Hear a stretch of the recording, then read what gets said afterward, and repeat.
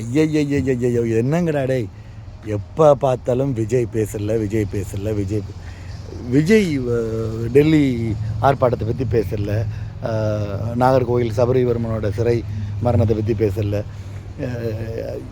எப்போ பார்த்தாலும் விஜய் பேசலை. அதுதான் மற்றவங்களாம் உதயநிதி பேசிட்டார், டிஎம்கேயில் திமுக நிறைய அமைச்சர்கள் இவங்கெல்லாம் பேசிட்டாங்க. அதுக்கப்புறம் விஜய் எதுக்கு பேசணும்?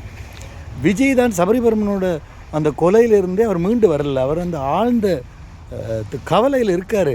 அவரை முதல்ல அதிலேருந்து வர விடுங்க. அவர் அதிலேருந்து வந்ததுக்கு அப்புறம்தான் அவருக்கு ஸ்கிரிப்டே எழுதப்படும். ஸ்கிரிப்டை எழுதி அதுக்கப்புறம் அவர் ஒரு மீட்டிங்கில் திருப்பி பேசுவார். அதுக்குள்ளே விஜய் பேசலை. கொஞ்சம் விடுங்கள் அந்த மனுஷனை, பாவம். இப்போ தானே ஆட்சிக்கு வந்திருக்காரு, என்ன மிஞ்சி 2 மாதம் போயிருக்குது.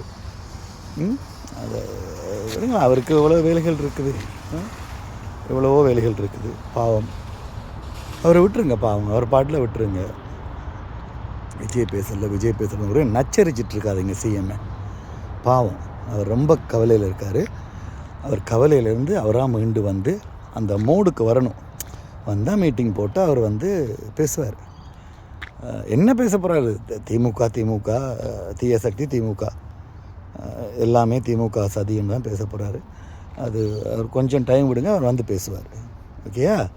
அப்புறம் அந்த தற்கூறுகளையும் சொல்லிட்டாங்கல்ல, அண்ணன் யாரெல்லாம் வச்சுருக்கிறாங்க, அண்ணன் 2 பேர் வச்சுருந்தாங்க, 3 பேர் வச்சுருந்தாங்க, 9 பேர் வச்சுருந்தாங்கன்னு தற்கொலைகளே அண்ணனை ஏற்றுக்கொண்டாங்க. அப்புறம் என்ன கவலை? விடுங்க. என்ஜாய். வாழ்த்துக்கள் தமிழ்நாடு, என்ஜாய் பண்ணுங்கள்.